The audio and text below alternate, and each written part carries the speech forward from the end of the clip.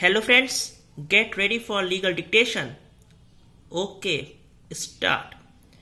Briefly stated, the facts are that the landlord respondent filed suit for recovery of arrears of rent and ejectment with the allegation that the petitioner was a tenant of the disputed accommodation on monthly rent of rupees 50.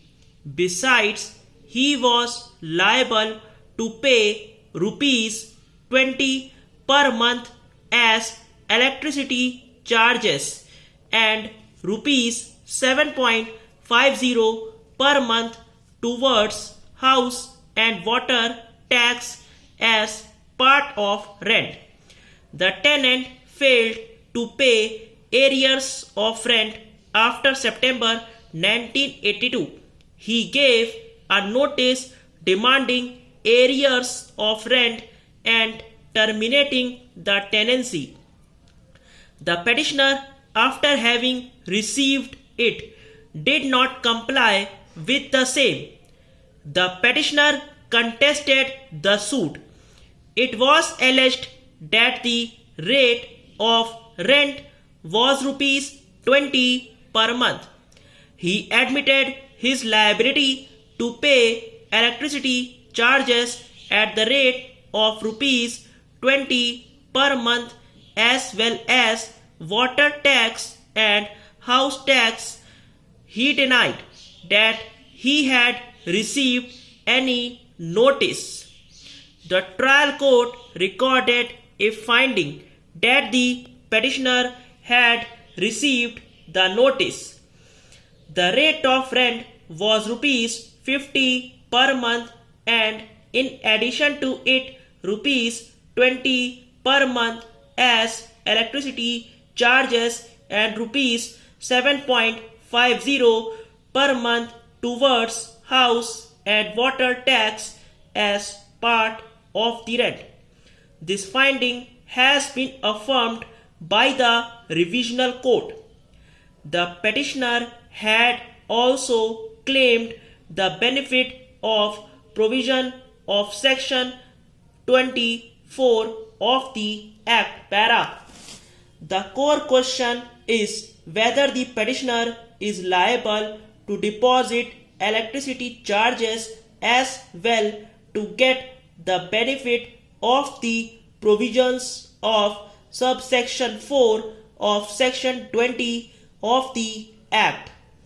There was no written agreement between the parties to show that rupees 20 per month was being charged towards electricity charges as part of the rent. The plaintiff and defendant both appeared in the witness box. The plaintiff as PW4 stated that the defendant was liable to pay rupees 50 per month as the rent of the accommodation, rupees 20 per month towards electricity charges and rupees 7.50 per month towards house tax para.